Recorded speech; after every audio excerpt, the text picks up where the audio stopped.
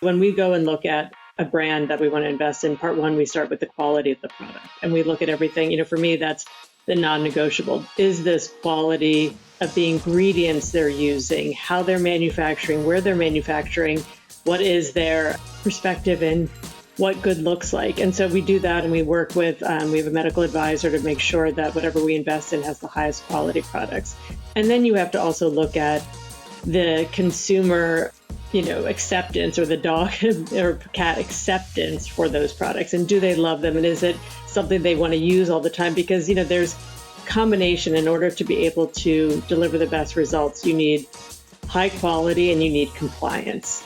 And we see the same thing in beauty. You can have a great product, but if someone's not using it all the time, they don't get the results. And so, again, in pet, it's, in beauty, it's about the sensorial, the fragrance, the feel of the product. In pet, it's the palatability. And we are live. Jane, thank you so much for being on the podcast. We really appreciate it. I'm so happy to be here. Thank you. Yeah. So as we discussed a little bit before we started recording, this is your first official podcast as part of TAW Ventures, and we are very happy to have you on. We are excited to talk about everything TAW Ventures, your kind of recent partnership with Leap, and a ton of other things that we have lined up. So again, thanks for being on the podcast with us. Well, thank you. I guess if we could do maybe a short intro. I think the name Lauder, obviously a lot of people know it, but maybe people in the pet space are not as familiar with you and your history and kind of everything you've got going on. So yeah, it'll be great just to get to know you a little bit better. The name Lauder is definitely associated with beauty. So I was Estée Lauder for almost 30 years, 28 years working full time. Estée Lauder was my grandmother. And so, I really was raised to learn about beauty and the beauty industry. And after 28 years there, I decided to pivot into pet. And oftentimes people think that's a very strange move. But in fact, beauty and pet actually have a lot in common. They are both highly emotional categories. They are discretionary. Most of a huge majority of the consumers are women. And, a lot of the same health and wellness trends that we see in beauty about taking care of yourself, preventative wellness, et cetera, are translating into how we think about our pets. And so for me, it was much more of a natural transition. And, it combines beauty has been my first passion, but my greatest love and passion now is my dog, Thaddeus. And he's the one who inspired TAW Ventures. Okay. Yeah. What's more beautiful than pets? Pets are the cutest thing on earth. Are you still involved in some capacity with Estée Lauder, or is it just to complete? No, I'm a director on our board, and I'm a shareholder and still a consumer. So I'm very involved.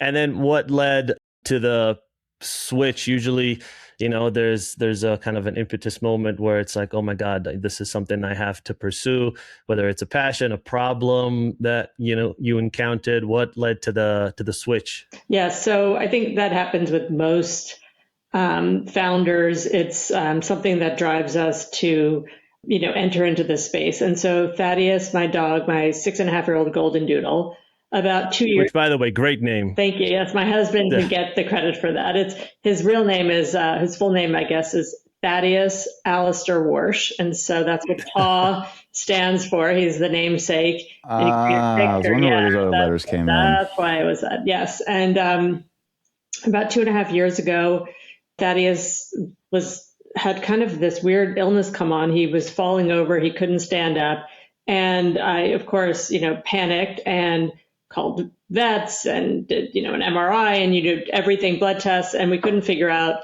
what was wrong with him. And, part of me thought, or we started thinking maybe it was a preventative medication he was on. We took him off of it. And ever since he's been really, fine and good, thank God. But I think the most important thing is that you start to go into the questioning mode of, am I giving him all the right products? Is he being cared for in the best way possible? And when I started to do research, I realized that within the pet industry, even though safety is critically important, there isn't as much clinical results in terms of food and supplements and treats that we're feeding our dogs. And it's really hard to know, are we giving them the same care that we would give ourselves? Are the standards as high for human health as they are, in pet health or pet health as they are in human health? And I don't think I've seen that they are. And so, for me in beauty, science, transparency of ingredients, clinical testing were non-negotiables. I mean, you had to do that to deliver that to the consumer. And I wanted to do the same thing in the pet health and wellness space and really raise the standards of the care so that, Thaddeus can live a long and healthy life. So then you start TAW, right? Which how long now are you in officially with TAW Ventures? About a year and 2 months. So you're a year in, and your initial thesis is like, I'm going to raise the standard of care, especially amongst health and wellness, like health span, things of that nature. Is that still kind of like the biggest focus that you're applying in this category in the pet space, or are there other things that have now been incorporated to that? Because I want to revisit or go a bit further on your clinical point, because I think that's a really good point. But before that, I want to set the scene for where are you now with your vision of like where you're putting revenue and who you're kind of placing bets on, so to speak, in this space, and what those categories look like.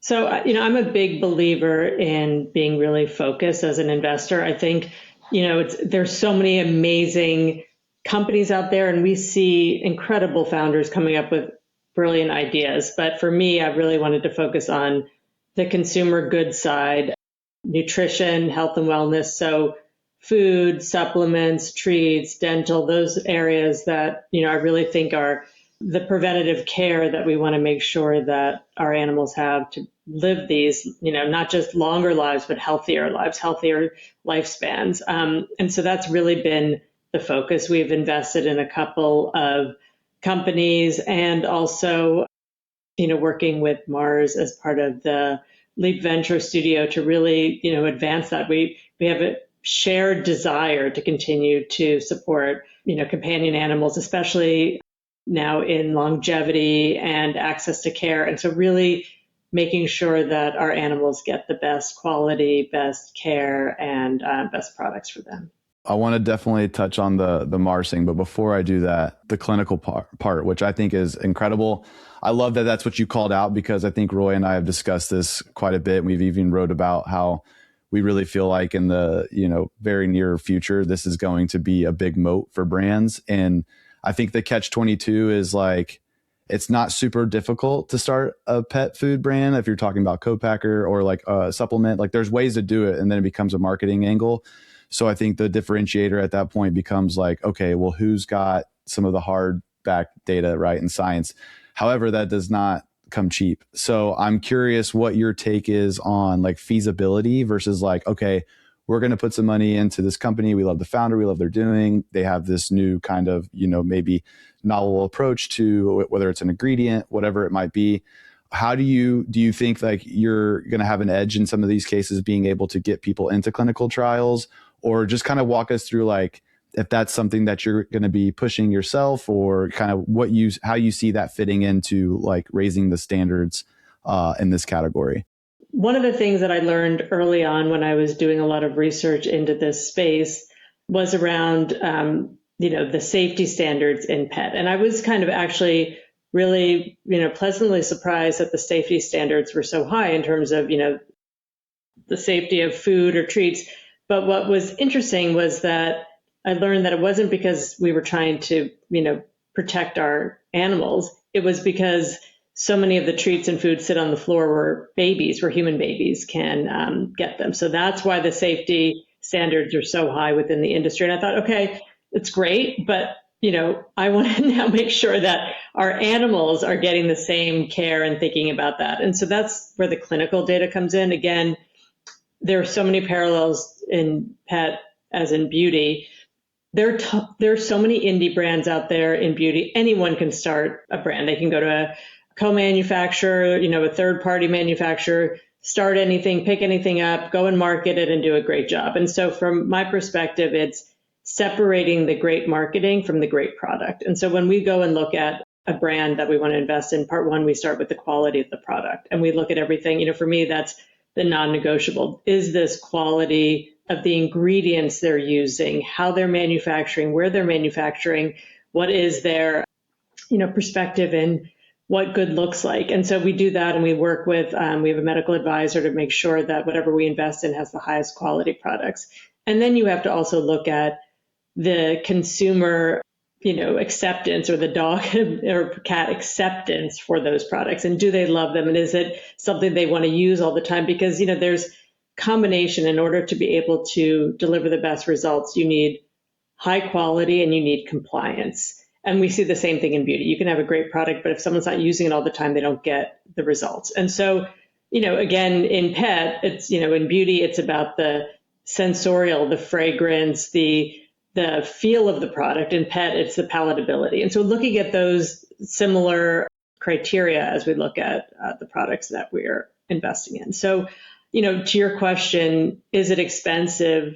Perhaps, but that is what we need to do for our animals to really be able to provide the best products. And so, for me, it's, I want to be able to help raise the standard across the industry and really, hold ourselves and each other accountable to providing the best care. Yeah, I agree. And I just it's what we hear from a lot of brands. It's like they want to do it. And then you see some of the brand, like Farmer's Dog came out, right? Did a whole thing with, was it, Columbia? It was one of the universities starts with a C. I can't remember. But anyways, they did the whole study, right? And then there's it seems like every time that someone goes through that process to try and, do a clinical study, then it's, even after it gets peer reviewed, then it's just like the other side's like, well, here's why it's wrong. And here's why this one's wrong. And so I feel like there's all this ping ponging, right? But then the consumer, and that's more industry where it's kind of brands saying, or formats, right? Kibble versus fresh, whatever, taking pot shots at each other. But to the consumer, they see the headline and that's sometimes as far as they go. Right. And so, yeah, mostly. And so it's kind of well, it doesn't really matter. It does matter. Right. But right now we're such in an early foray where there's just all we have is the big kibble brands and all their studies and their clinicals that they've been doing for years. And so it is I am kind of twiddling my thumbs, being when are we going to see some more interesting information here on whether it's raw, air dried, all that kind of stuff. And so I think that's kind of inserted an interesting topic where people are now using wearables, right? So tracking your dog's biometrics before, and then this is kind of a clinical trial, and then being able to see how their biomarkers maybe improve after taking a supplement or being on a certain kind of diet and stuff. So I think there's a lot of room in that space to make it more accessible and to actually see some of these trials through, because there's just not a lot of people doing it. And it's either the big brands or the big D2C brands. And so I think that's an interesting space to watch and see, because I think if somebody in the middle, a growth stage, can do that and show the efficacy of that, and of course, I'm sure people will always roll their eyes at some methodology and stuff like that. But anyways, if that can, be used in the marketing, I just think there's so much white space right now. We're in such a unique time where that hasn't been proven like it has been in beauty and other human categories. So that excites me a lot. I would like to see some more of that in this space. Well, stay tuned. Well, just to piggyback off of that, I think health and wellness in human as well is just so fragmented and complicated. And there are so many, there's all the different camps, whether you're vegan or paleo or a million other diet formats that exist out there.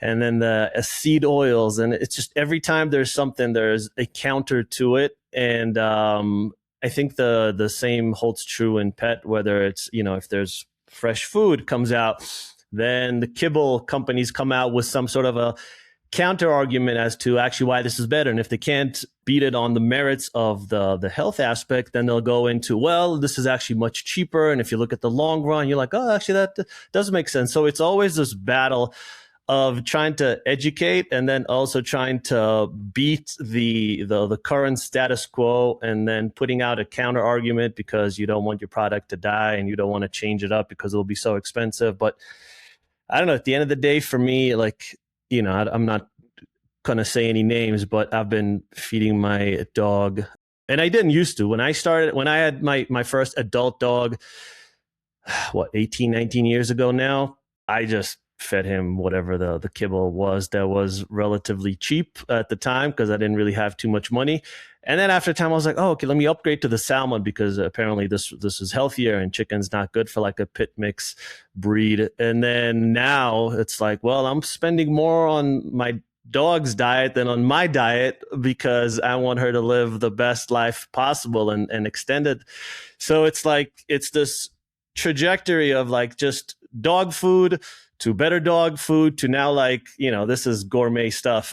And like, I'm just going to keep doing this because I'm actually seeing the results.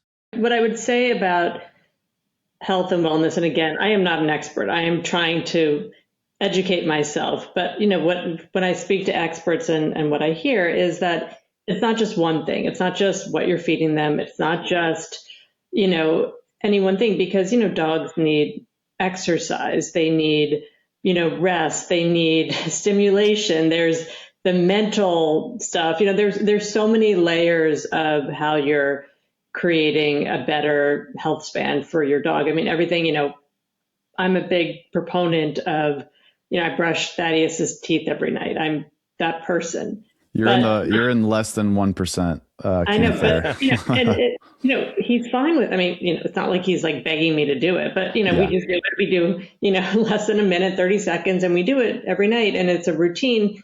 And I think that doesn't cost.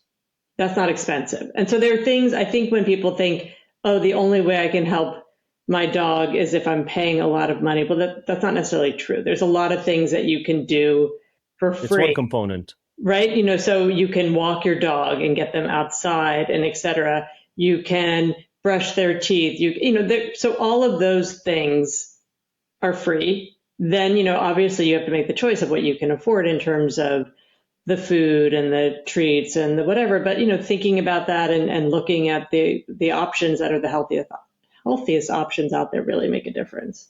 Yeah, I remember I saw I forget the food company. This was a long time ago, and their whole marketing shtick was that your dog, their thing was like eat like the wolves, and like the whole thing was like a wolf, and like they were saying how this is the diet that a wolf would have, and your dog should eat like a wolf. And then someone put a counter argument. It's like, a wolf's on the hunt for 12, 14, 16 hours a day. Your dog's on the couch sleeping for 22 hours a day. They should not be having the same diet at all. And I was like, it's a fair point.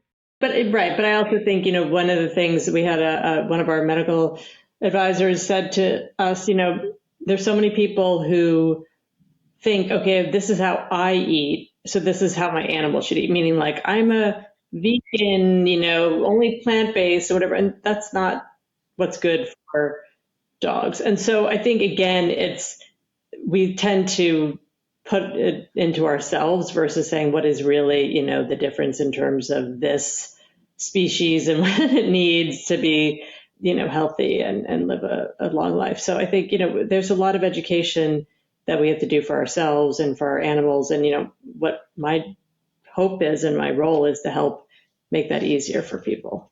Yeah, absolutely. Yeah, we do a lot of projecting as humans. We love that, for better or for worse. So, okay, so we have TAW Ventures, and now we have this beautiful brand new partnership with Mars. Walk us through what makes these, how are these different from each other, and what does this partnership look like for you guys? Yeah, so, I met Rachel Shepard, who's the head of Leap Ventures at Mars. And, we hit it off and we co-invested in one of the brands that had gone through the Leap Ventures program, Marley Bones, which is a great UK brand that is, I think is an amazing nutrition brand. And Rachel and I were talking, we've been talking for the past year. And then when they were looking for another partner to add to the Michelson Found Animals and Mars, they asked us if we'd be interested. And I feel honored to be part of their cohort, or their group.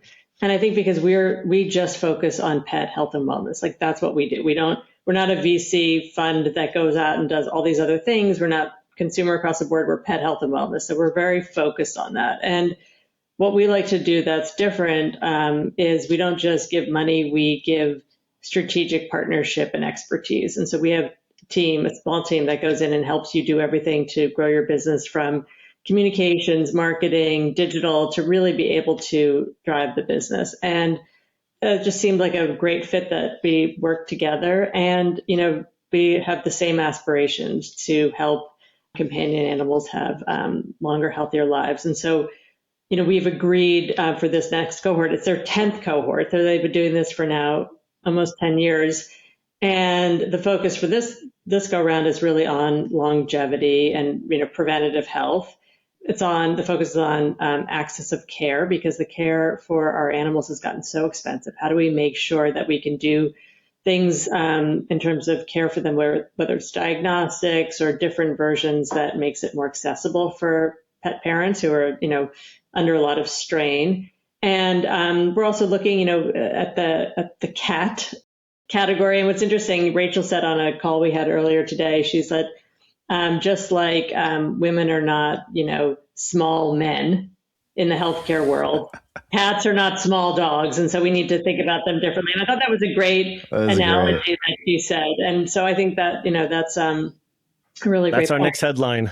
Yeah, no, it's true. And ask her to talk about it. I mean, she's amazing. But I thought that was a really great point. And so, those are some of the areas that we are looking for, applications, and we've gotten a lot of great applications. But, there's so many amazing people out there, founders with great ideas. And it's hard to find those perfect partners, but we're excited to figure out, which are the brands of the future. There's a lot of categories and stuff in there, and I know everything's preventative care. And you've called out one that is also resonates well with me, and you've mentioned it a few times, which is dental.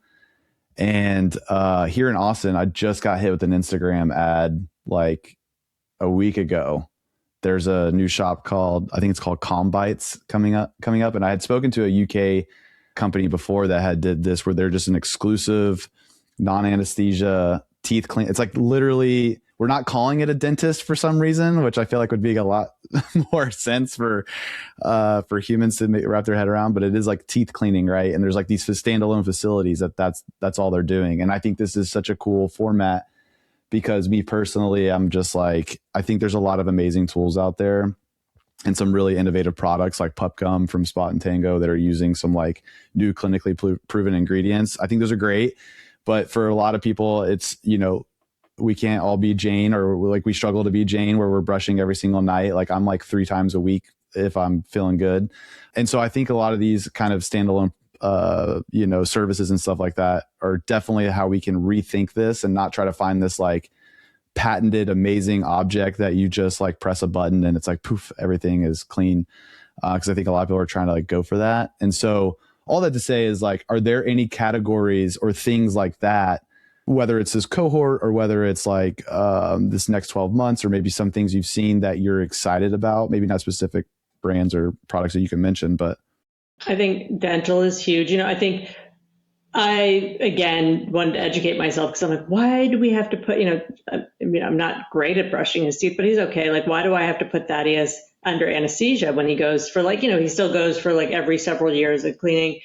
And one of the vets I spoke to made me feel better, because he was like, you do it because as you're cleaning, unlike a human where you're like spitting it out, they don't want them to swallow whatever you're cleaning off.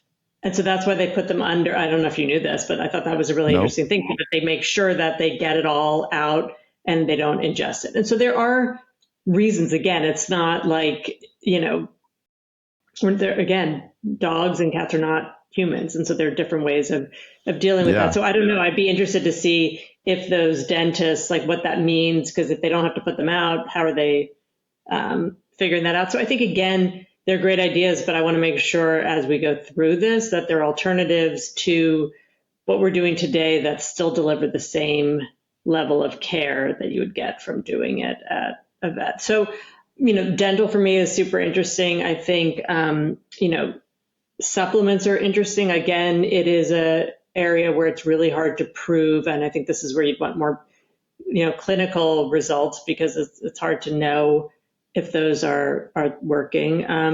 Nutrition is always important because it all starts with the gut and what, is happening in pet health. For me, those are kind of the key areas. I think another area is senior dogs, because our dogs are thankfully living longer, but like in the human world, as we all live longer lives, you have more ailments as you live longer lives. And what does that mean? And how do you make sure that these dogs, are living better, healthier, longer lives? So I think that, obviously I mentioned cat. And, I think there's a lot out there with AI, but again, just like in the human world, there's AI. There's an AI company. I mean, I don't even know what a stat would be, like started every moment. Yeah. And how do you really separate the hype from the great product and the great idea? So, there's just a lot to sift through. But that's why we look for really compelling founders who have a breakthrough idea and a passion, and come up with great ideas. Is every pitch you're getting now have an AI stamp on it, essentially? I mean, a lot of them have AI stamps, which I'm a big believer in AI, but it's AI for me it's hard to think of a small guy being able to compete against these huge companies who have the technology and the data that has been. I mean, that's how AI obviously works, and so it's hard to think about a small startup. How do they really leverage something that's different out there? So, but open to, you never know. You don't know until you listen and learn from what people are doing. Yeah, I mean, we see, probably a fraction of the amount of pitch decks that you see, but it's there's definitely a ton more innovation than there was 4 to 5 years ago. And yeah, sometimes it's like, I don't know, what was it, Web 3 a few years before then, there was crypto, and then it was just everything was tech. Even it was like, just because you have a website doesn't mean this is a tech company. So it's still a retail shop. But like, everyone's always trying to get, a leg up on the competition. So they're going to use what's working, essentially. Right. And I think, I'm a big believer also in, when I look at brands and coming from a consumer side of, in beauty, it's also about the consumer and what is the consumer behaviors that are there, and how do you have your brand make sense for that consumer? Because people still like to go into store and buy things, and so what is the right way to show up in store? What do you need your product to do? How do you think about fitting into people's lifestyle, et cetera? There's a lot of That's why I think it's been, Roy and I have seen over the years now, where it's like, it's not so much as an edge as it was before, but it was like people who were not first time founders, but they were first time founders in pet, and they were like born in the era of Casper, Allbirds, and like that, like D2C, branding and messaging, like the first ones to kind of like do that. And pet just, it resonated so quickly, because it's like, we already figured it out on the human side, and guess what? Well, they're the ones buying the same product for their pets. So a lot of that kind of messaging, like you said, lifestyle, it really started resonating. And now we've had a lot of people that realize, oh, I could do that too. So now I think we're in that's why we're in that phase of like, all right, you need some science or some key differentiators and stuff. And a lot of people are inserting AI, making things more, easy and navigable, and make more sense of your data and your information, which is great. But I think one piece that is a part of this puzzle that's interesting, and Roy and I we just talked about this, I guess, yesterday, and it's very ruffles my feathers personally, is insurance. And so like, it's something that's like, if we spend as much time and effort on AI, on just figuring out this insurance model, I think it'd be so great. Because like, for instance, I've adopted 2 dogs. Both were just at a year old when I got them. So not really any pre-existing conditions. But I was so naive to the whole process. I was kind of like, oh, coverage versus like, what's my premium, deductible, just like you do with health, human health insurance, which is also a nightmare. But anyways, I was like, okay, yep, get it. I choose you. Great. Okay, wow. Now every year the premiums are going up. I've made less claims that I can count on one hand, and somehow my premiums are going up like they've doubled, tripled. And oh, now there has been a few things that have popped up. Like I do have a dog that has a mast cell tumor, and that was, thankfully a good portion of that was covered for the first operation and all the diagnosis and stuff like that. But now they can raise those rates on me as much as they want. And if I want to go to somebody else, they're not going to cover the mast cell tumor stuff. So I feel like there's not a lot of education around, hey, once you pick this at a young age, the probability of you ever switching providers is highly unlikely based on the current model. And it's just this convoluted, like I get like an email with a screenshot of a data table that's like words that don't make any sense. And it's like, okay, so what am I getting a check? What does this look like? The reimbursement model. And I'm like, this is just so broken. And like everything else is like hypersonic, like we can tailor all this stuff to your dog's, joints, supplements, food. And I'm like, and here's this huge, huge market and opportunity. Cause as you mentioned, Jane, like the vet services are definitely they're not getting cheaper. So it's just one area. No one wants to touch it, but I don't know. It's a tough spot for me.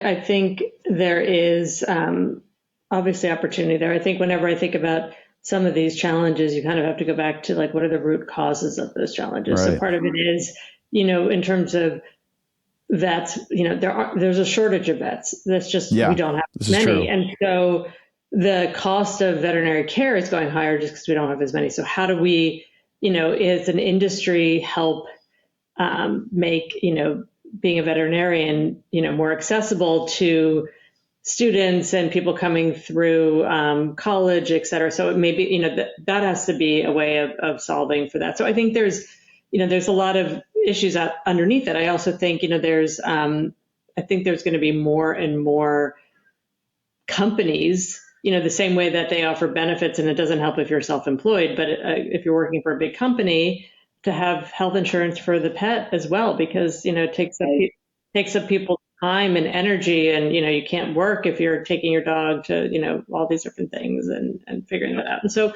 I think it will change. Obviously, needs to move at a better pace, and, that's, we have to advocate for that. And that's, at least you guys get to, being the voice of the pet industry, you get to help, drive that initiative.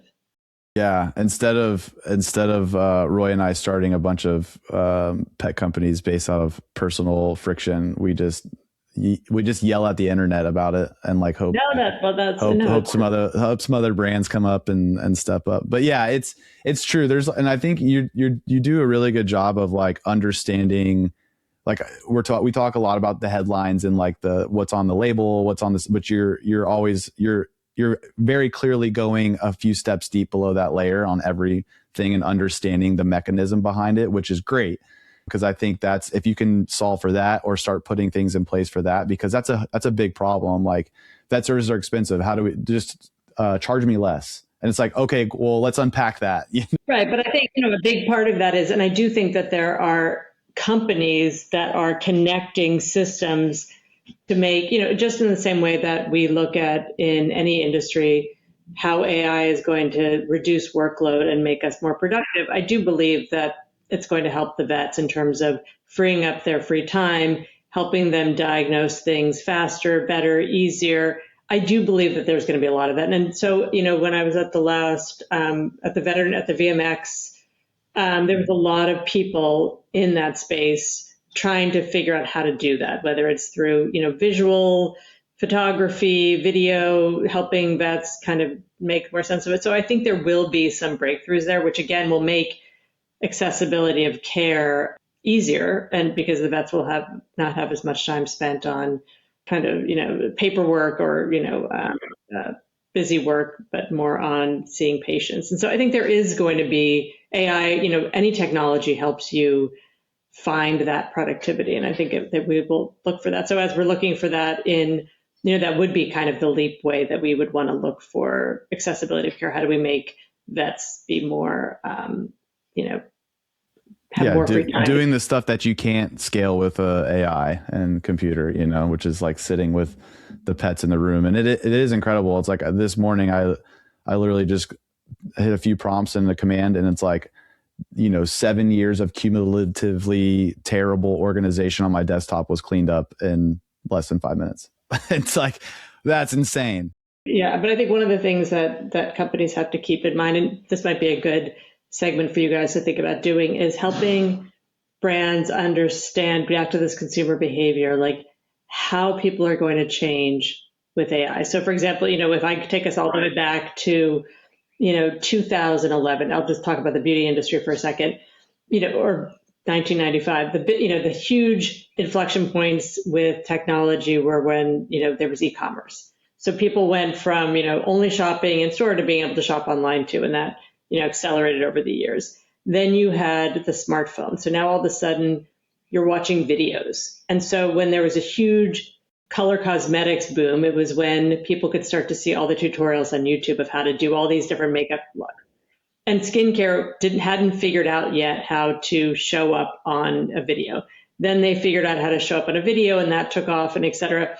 So you kind of have all of these big moments, and then you have like TikTok and creators, and went from people who are, experts now to anyone can be, talking about products. And now you have AI and the consumer. We used to all go and search in Google and then go down and deep and deep. Now people are going, I go to, Perplexity all day long and I ask for stuff and it does it all. And it's incredible. So think about if you're the, modern marketer today with any of these small brands, and you're so used to performance marketing on Meta and Google and et cetera. Now all of a sudden you have to learn how to compete in the AI space. How do you show up on those searches? And it's very different than the past. And so I think as brands start to think about how they're connected with consumers, they have to kind of be at the forefront of how these technologies are changing consumer behavior. Yeah, it's like the scary thing that already is kind of happening, and it anecdotally can speak to it because it's happening to me, is like the cognitive offload to AI, where you're just like, there's like, it's like why Costco does so well, because there's like 3 ketchups. There's not 17 if you go to Whole Foods, and it's like, oh, I'll just pick this one. It's like, I'll just give it to AI. And then it does exactly that, where it goes through all the analysis, all the things that you would have to, all that, brain juice and energy that cognitive load you'd have to execute on. And so it is going to be like, can you be contextually relevant in this conversation as it shows up? And, right now it's in a little, LLM chat and stuff like that. And like, that could look very different, where it's like, you're just speaking out into the existence, and then you get audible. You're doing it, for example, I was looking for a protein bar. What's the best protein bar with the highest level of protein, lowest sugar? And they did the whole thing and they showed me those. And I was like, okay. And I went and bought those. I'm not sure how I would, in the past, I would have like Googled it and then gone and searched a bunch of different brands and then looked at the ingredients. And this time I was like, all right, well, sure, you got it. Well, and to your point, like the more that you can publish stuff from a clinical level, it's like, LLMs, everything's going to put more weight on that, so you're going to have this authority baked into it. And I think that's a big element, like, where people are trying to compete for eyeballs through paid media, through performance marketing and stuff like that. And I think that's a very creative way of looking at it. If you're in pet consumables, is like, how can we make this a thing? And it's a big investment. Maybe it won't be monetarily for whatever reason. Maybe you get a grant, or I don't know, someone wants to work out with you, but it's like, it does take time. So there is that cost, right? But I think that is such a huge, worthwhile investment, just because of all the things that you've mentioned now with like, there's this one woman, I don't know who she is, but she clearly is very successful, and she touts this turkey tail mushroom product, who I cannot find a face of this company that creates it. And she's done it for like 3 different companies, and people are buying from her on TikTok. Like the accessibility and the belief system, and people are so desperate right now too. Like, if you only have so much time with your pet, and God forbid your pet gets a lump and you can't do anything about it.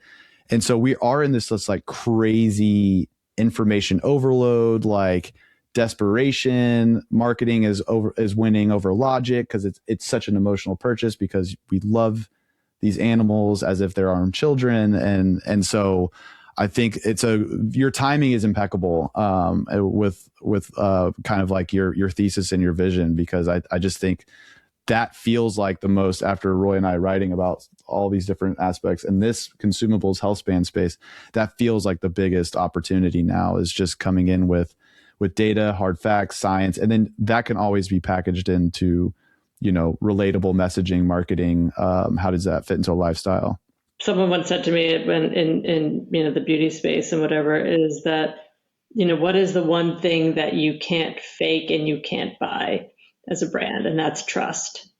And so trust is earned over time, and it's about showing up with the product, with the clinical information. And so, that's the point. Like, anyone can come in and sell someone something once, but for them to come back, for you to be back a repeat customer, that's where the real magic happens. And so again, it goes back to, like, if you lose the trust, if you don't earn the trust of the pet parents, that you're never going to be successful in the long term. That's literally my rule. Like, when I buy something online and it's a new company that I haven't bought from, whether it's trail running shoes or a jacket, if I don't like it, if I'm like, for whatever reason, it's not a good fit, I didn't like it, it's not as functional as I thought it would be, I am never buying from them again. But if I love it, like, I'll buy 5 more. So that definitely holds even more true when you're talking about your dog. But I actually wanted to go back to something we were talking about a little bit earlier. And, maybe like 2 months ago, I was in the mall with my wife, and unfortunately, a little detour, and she made me go into Sephora. And I was in there for a good, 10, 15 minutes, and it was packed. And this wasn't like a Saturday night. It was just a random Tuesday evening. And I think out of all the stores, there was probably one of the more packed stores. And, people are trying stuff on, and I don't know, whatever they do in the store. But it was very lively. It was very active. It was packed with people. But, when I go into a pet store, for the most part, maybe a little bit of an exception with Petco or, something like that. But they're pretty barren. There's not a lot of things happening. And I was just thinking, because you did say there's definitely a correlation between the two. Could pet stores, whether it's large, box stores or just more indie stores, do something to make it more experiential, more of a better consumer experience and dog experience? Granted, the dog just mostly wants to eat everything within sight. Right, yeah. But but is there a way to just create a better overall experience with things that just make the consumer buy more, stay more, and just have a fun experience and not have to do everything via e-commerce? Yeah, I think it's a really good question, and a really good push for all of us to think about, because people go into stores for, number one, the human connection. So ensuring that the people who are working in the stores are knowledgeable about the category, and that someone you can trust. Again, beauty was started, yes, Sephora, it's all, you can try on yourself, but they have experts there that are also there to give you advice and help you pick the right product for you. And that does make a difference versus just going, like, why are they going into Sephora versus doing that at, Walgreens? Because it's open, you can try, and you have someone there who's helping you pick. So you have that combination of the trial. So if you, translate that to the pet space, maybe that's an opportunity to look at, not just, this, look at the way that the staff is interacting with you, but also the sampling, the experience, what happens there. It's interesting that you're saying, because a lot of times when I take my dog into a pet store near me, it's like you're like pulling them, because all they want to do is, like, you're afraid they're going to like it. It's not like they're eating things on shoplifting. The dog's not shoplifting, but they kind of are, because they're trying to get the treat. And so I don't know if the store set it up that way because they want that to happen, but then you linger less time and you're kind of just don't want to go in there. But if it was like at a higher height that they couldn't like go after, maybe that would be another solution. So I think there's ways of making a space that is a place where you want to kind of go and hang out and see other dogs and play. And I don't know, there's opportunities there. Yeah, because to your point too, it's like I go to a locally owned. They have like 2 locations in Austin. I go in there all the time with my dogs, and they get treats and they're interested in stuff. But it's like, and their staff's pretty helpful. Like they always, oh, do you want some poop bags? Do you want some froyo? Blah blah blah. Like you want this, that. But there are so many products in there, and there have been times where I have questions, and they're kind of like they're clearly more knowledgeable on certain brand and product lines than others. And so I think to your point about Sephora, where it's like, not only can you try something as a dog, it's like you said before, Jane, it's all about palatability. So it's like you could visually see that it's palatable. We'll see how it comes out on the other side. But then it's like also having that expert to speak to you in that moment. So it's like you hit them both with a positive experience, and then you get a little bit of education on that and stuff, which is an interesting thought. Yeah. Yeah, and I think that's also where AI is going to help as well, because even in a Sephora, they have thousands of brands. There's products. No way that you would know. Even any of our sales associates in any of our stores, around the world where we sell our own products, it's impossible to be knowledgeable about everything. But that's where AI can help. Like you can have all of the brands with you put a agent on top of the your website of the store and ask a question. Oh, let's pull it up and say, like there's ways of doing that. And I think people would rather you look it up with them and say, let's pull up what the fact sheets are that the company sent us about the product and look at that together. I have a question. It's kind of a bigger category question. So I'm going to give you an example of, like we talked about trust, and we're going to talk about, you're talking about health and wellness, preventative wellness. So like the largest TAM is pet food, right? Lots of categories coming into the space. There is an account that had built an entire business based on like you said, anybody can pick it up and just start talking. I believe he is a certified canine nutritionist, him and his wife, called BK Pets. And they were all about the raw movement. And they're interesting. Like I was following, I was like, oh, this is like an interesting POV, like learning about this, blah, blah, blah, blah.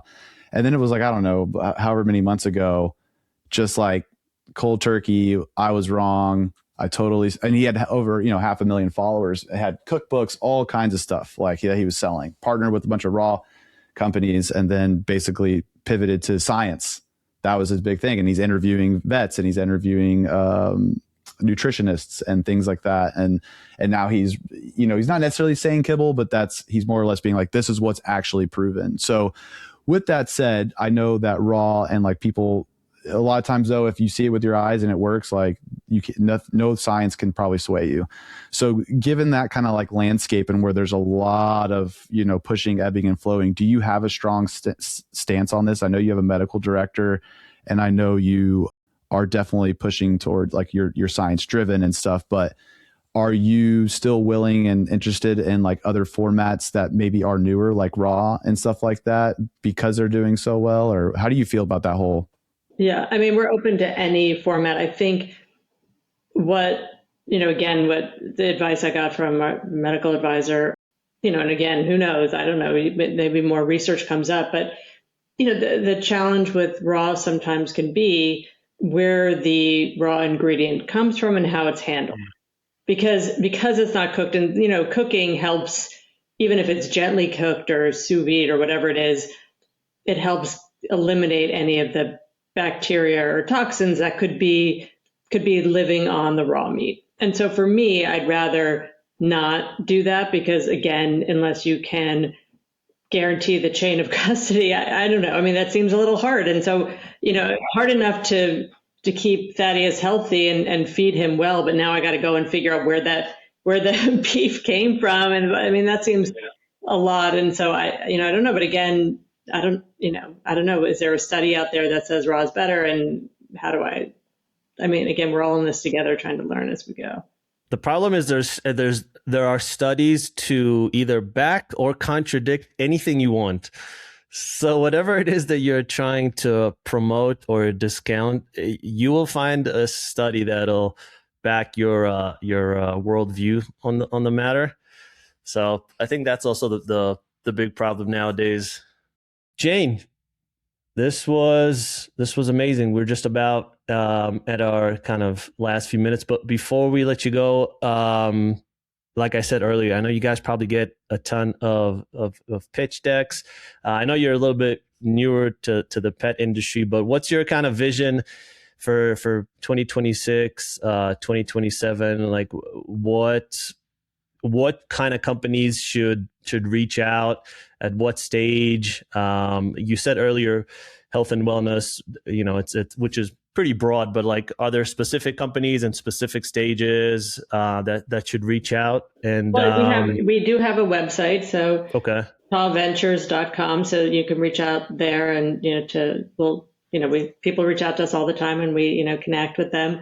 I would say the way I think about this is we're size or stage agnostic, because it really depends on the founders, what stage they're in, how do we partner with them. It doesn't matter, the size of the investment. Some people want us to, be a largest minority. Some people want us to acquire. Some, it really just depends. And I think, for us, it's about founders that are really focused on the premium, best quality, best ingredients, best results, and clinical testing would be nice if they haven't already. We can help them with that, but really, advancing pet health and wellness and longevity, and that's really our focus.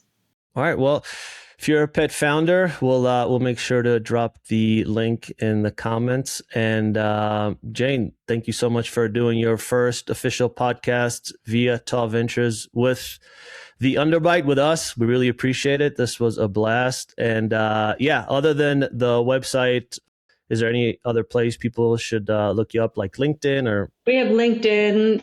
We also have Instagram. Thaddeus shows up a lot on our TAW Instagram, so you can follow us there. Thaddeus is a star. He's a star. He has lots. He dresses up for every occasion. Poor thing. He's a very good model, but. All right. Well, this was awesome. Again, we really appreciate it. Take care.